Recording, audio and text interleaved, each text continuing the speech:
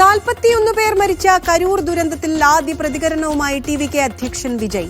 മനസ്സിൽ വേദന മാത്രമെന്നും ഇത്രയും വേദന മുൻപുണ്ടായിട്ടില്ലെന്നും വിജയ് പറഞ്ഞു. നടക്കാൻ പാടില്ലാത്തത് നടന്നു. അപകടത്തിന് പിന്നിൽ ഗൂഢാലോചനയെന്നും വിജയ് ആരോപിച്ചു.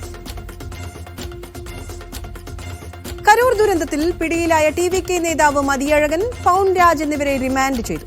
കരൂർ ജുഡീഷ്യൽ മജിസ്ട്രേറ്റ് കോടതിയാണ് ഇവരെ റിമാൻഡ് ചെയ്തത്. ഒളിവിൽ കഴിയുന്ന നേതാക്കൾക്കായി പോലീസ് അന്വേഷണം ഊർജിതമാക്കി. ദുരന്തത്തിന് കാരണം സെന്തിൽ ബാലാജിയാണെന്ന് എഴുതിവെച്ച് ടി.വി.കെ പ്രാദേശിക നേതാവ് ആത്മഹത്യ ചെയ്തു. പെരിയ ഇരട്ടക്കൊലക്കേസിലെ 1-ാം പ്രതി അടക്കം 2 പേർക്ക് പരോൾ അനുവദിച്ചു. 1-ാം പ്രതി എ പീതാംബരൻ, 7-ാം പ്രതി എ അശ്വിൻ എന്നിവർക്കാണ് 1 മാസത്തേക്ക് പരോൾ നൽകിയത്. ബേക്കൽ പോലീസ് സ്റ്റേഷൻ പരിധിയിൽ പ്രവേശിക്കാൻ പാടില്ലെന്ന വ്യവസ്ഥയോടെയാണ് പരോൾ. കെ.ജെ. ഷൈൻ നൽകിയ അപകീർത്തി കേസിൽ മെറ്റ പോലീസിന് വിവരങ്ങൾ കൈമാറി. 5 ലിങ്കുകളുടെ വിവരങ്ങളാണ് കൈമാറിയത്. 13 ലിങ്കുകളാണ് പോലീസ് നൽകിയത്. നൽകിയ വിവരങ്ങളുടെ അടിസ്ഥാനത്തിൽ കേസിൽ കൂടുതൽ പേരെ ചോദ്യം ചെയ്തു.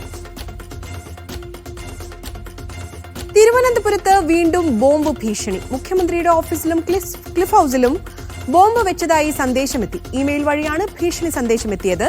ബോംബ് സ്ക്വാഡും ഡോഗ് സ്ക്വാഡും പരിശോധന നടത്തി. ശബരിമലയിലെ സ്വർണ്ണപ്പാളി പുറത്തു കൊണ്ടുപോയിട്ടുണ്ടെങ്കിൽ അത് മാനുവലിന് വിരുദ്ധമാണെന്ന് തിരുവിതാംകൂർ ദേവസ്വം ബോർഡ് മുൻ പ്രസിഡന്റ് കെ അനന്തഗോപൻ. ക്ഷേത്രം മുതൽ അറ്റകുറ്റപ്പണി ചെയ്യേണ്ടി വന്നാൽ അത് ചെയ്യേണ്ടത് ക്ഷേത്ര പരിസരത്ത് തന്നെയാണ്. 1999-ൽ വിജയ് മല്യ ശ്രീകോവിൽ സ്വർണം പൂശിയപ്പോൾ ദ്വാരപാലക ശില്പങ്ങളിലും സ്വർണം പൂശിയിരുന്നുവെന്നും അനന്തഗോപൻ പറഞ്ഞു. ബി.ജെ.പി കൌൺസിലർ തിരുമല അനിലിന്റെ മരണത്തിൽ സഹകരണ വകുപ്പിന്റെ റിപ്പോർട്ട് ജോയിന്റ് രജിസ്ട്രാർക്ക് കൈമാറി. സഹകരണ സംഘത്തിലെ ക്രമക്കേട് സംബന്ധിച്ച റിപ്പോർട്ടാണ് കൈമാറിയത്. ക്രമക്കേട് സംബന്ധിച്ച് പ്രത്യേക സംഘം നടത്തിയ പരിശോധനാ റിപ്പോർട്ടാണ് കൈമാറിയത്. ഓഡിറ്റ് വിഭാഗത്തിന്റെ റിപ്പോർട്ടിൽ ഗുരുതര കണ്ടെത്തലുകളുണ്ടെന്നാണ് സൂചന.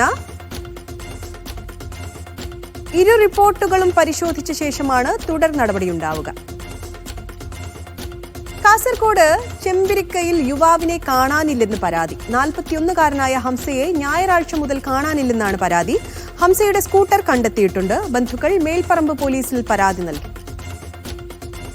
ചാനൽ ചർച്ചയ്ക്കിടെ രാഹുൽ ഗാന്ധിക്കെതിരെ കൊലവിളി പരാമർശം നടത്തിയ കേസിൽ പ്രിന്റു മഹാദേവനെ തേടി പോലീസ് ബി.ജെ.പി നേതാവിന്റെ വീട്ടിൽ റെയ്ഡ് നടത്തി. ബി.ജെ.പി നേതാവ് സുരേന്ദ്രൻ ഐനിക്കുന്നിന്റെ വീട്ടിലാണ് പോലീസ് പരിശോധന നടത്തിയത്. ചാനൽ ചർച്ചയിലെ നാക്കുപിഴയുടെ പേരിൽ ബി.ജെ.പി പ്രവർത്തകരെയും നേതാക്കളെയും കേസിൽ കുടുക്കാൻ നോക്കുകയാണ് ബി.ജെ.പി നേതാവ് ബി ഗോപാലകൃഷ്ണൻ. പ്രിന്റു മഹാദേവിനെ പാർട്ടി വക്താവ് സ്ഥാനത്തു നിന്നും മാറ്റി. നാക്കുപിഴയെ നാക്കുപിഴയായി കാണണമെന്നും ഗോപാലകൃഷ്ണൻ പറഞ്ഞു. സോനം വാങ്ചുക്കിനെതിരായ ആരോപണങ്ങൾ തെറ്റാണെന്ന് ഭാര്യ ഗീതാഞ്ജലി ആങ്മു. ഐക്യരാഷ്ട്രസഭയുടെ ക്ഷണപ്രകാരമാണ് സോനം പാകിസ്ഥാനിൽ പോയത്. പ്രധാനമന്ത്രി ചൈന സന്ദർശിച്ചിട്ടും എന്തുകൊണ്ട് അദ്ദേഹത്തെ ചോദ്യം ചെയ്യുന്നില്ലെന്നും ഗീതാഞ്ജലി ചോദിച്ചു. പാകിസ്ഥാനിലെ ക്വറ്റയിൽ സ്ഫോടനത്തിൽ 10 പേർ മരിച്ചു. പാകിസ്ഥാൻ അർദ്ധസൈനിക വിഭാഗത്തിന്റെ ആസ്ഥാനത്തിന് പുറത്തുവെച്ച് കാർ പൊട്ടിത്തെറിക്കുകയായിരുന്നു. കാറിലെത്തിയവർ സേനാ ആസ്ഥാനത്തിന് നേരെ ആദ്യം വെടിവെച്ചതായും റിപ്പോർട്ടുകളുണ്ട്. സ്ഫോടനത്തിന്റെ ഉത്തരവാദിത്തം ആരും ഇതുവരെ ഏറ്റെടുത്തിട്ടില്ല. സ്ഫോടനത്തിൽ 32 പേർക്ക് പരിക്കേറ്റതായും റിപ്പോർട്ടുകൾ. ഇതോടെ ന്യൂസ് ക്യാപ്സ്യൂൾ പൂർണ്ണമാവുന്നു. ഇനി ഈവനിംഗ് എഡിഷനിൽ വീണ്ടും ധന്യ വിശ്വം ചേരും.